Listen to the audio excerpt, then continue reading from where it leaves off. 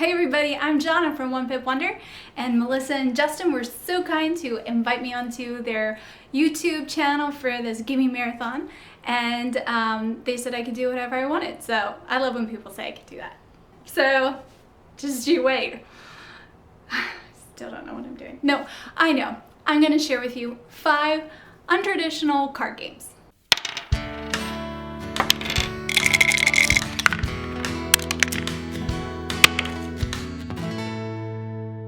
So the first game I'd like to share with you is called Tossy Mossy.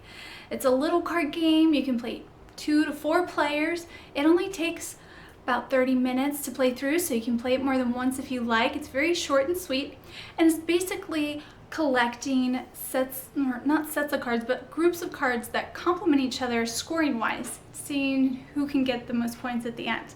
So each card has a variety of flowers, and it's going to say something like, you know, get a point for every other card that you collect of the same color, or you get a point for every card that has a heart, or you don't get points if you have any hearts. There's all these conditions for scoring. And the trick to this is, the way you get your cards is people offer them to you. They offer you 1 card face up and 1 card face down, and you can choose whichever.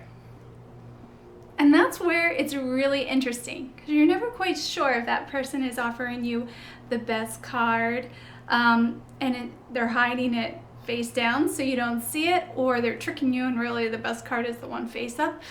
It's a really quick game and it's lovely. So that's why I included it on this list. The next card game I'd like to share with you is called Arboretum. So Arboretum is a 2 to 4 player card game, and it's a little bit more traditional in the sense that you pick up cards and you hold them in your hand before you play them.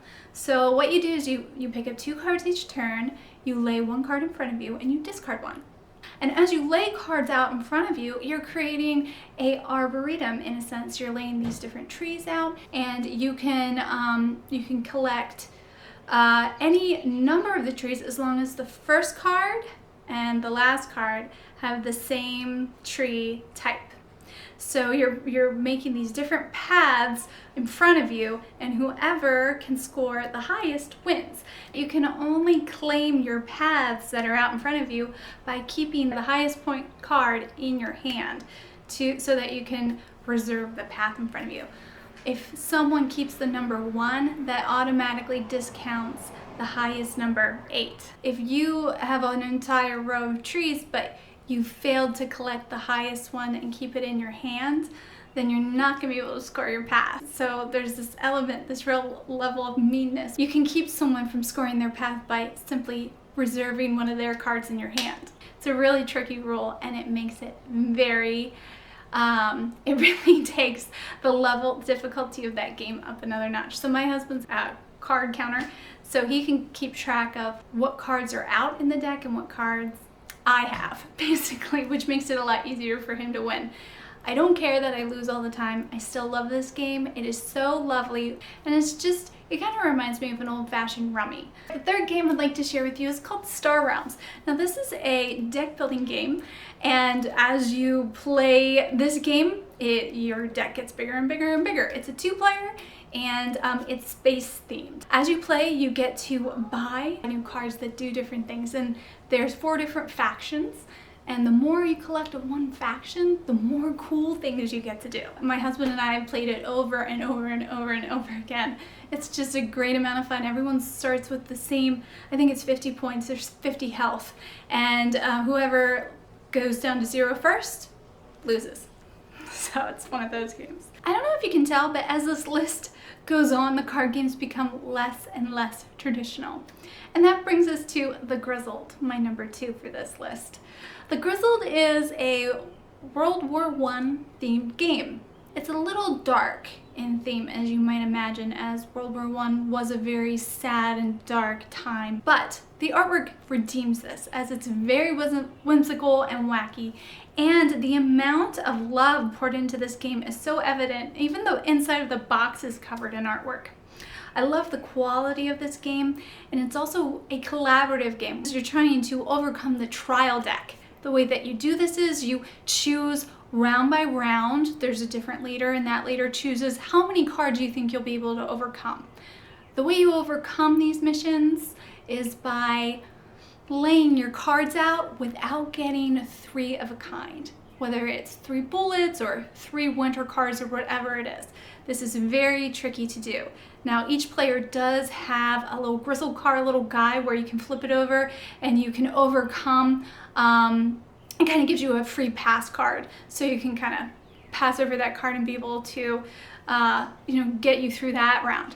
And there's little cards like that that you do get some relief. So it's really great in that respect, where most of the game is a lot of difficult things that you have to overcome. There are these little rays of light where you can get support by passing little coffee cups to the person next to you, and you can help them get over their fears or their phobias. I just like this game. I know a lot of people don't because of the dark theme, and it is a difficult game to win. But I think that it was created with a lot of passion, and it's definitely a game to check out if you're looking for a non-traditional collaborative card game. And at the top of the list, at number 1, I wanted to share with you Coal Baron, the Great Card Game. And this is a game about trains, and not trains where you're just a big stock market game and there aren't actually trains and you're just connecting routes and buying stuff. This is actually about buying a train and filling it up with coal and sending it off somewhere, which I find actually much more rewarding than the stock games, personally. Everyone has a hand of cards with their color on, and they have different numbers on. I think it goes up to 5, and then you have a 4 card, a 3 card, like a couple 2s and a couple 1s. And this is basically your money to spend throughout each round. So when you have your card, you can spend, the first time you go, you can put down a 1 card, maybe on a cart you want to purchase. But if someone goes there before you and there's already a 1 card there, then you must up the ante and put a 2 card. And this is where it gets a little tricky. You must match the next card exactly. So you can't put a 5 where a 2 should go, if that makes sense. That's how you are able to achieve action in this game, is by putting down your cards in the right order and purchasing those action cards. You purchase your coal and you purchase your cart that matches with your little depot opening. You have to get an engine and you send it off to the factory and you fill up your orders. And that's all it is. It's such a great game. I really enjoy this game and I highly recommend it. Coal Baron, the Great Card Game. So those are my 5 untraditional card games that I truly enjoy. What are some untraditional card games that you like? I'd love to hear what you're playing. Well, I hope you guys are enjoying this 12-hour marathon with Justin and Melissa and all of their gaming friends.